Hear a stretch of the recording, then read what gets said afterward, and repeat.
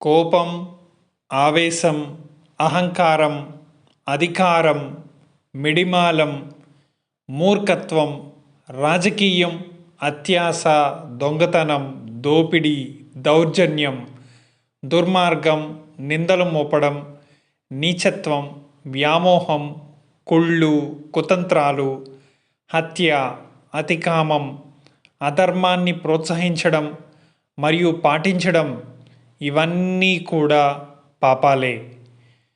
ఇవన్నీ చేస్తున్నప్పటికీ ఇప్పటి వరకు శిక్ష పడలేదంటే భగవంతుడు ఇంకాస్త సమయాన్ని మీకు ఇస్తున్నారు, మారుతారేమో అనే ఆఖరి అవకాశంగా.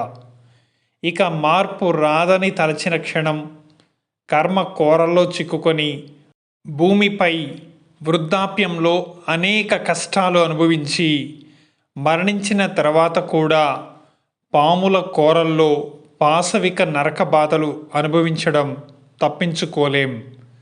అలాంటి జీవితానికి స్వస్తి పలుకుదాం, ధర్మబద్ధంగా జీవిద్దాం.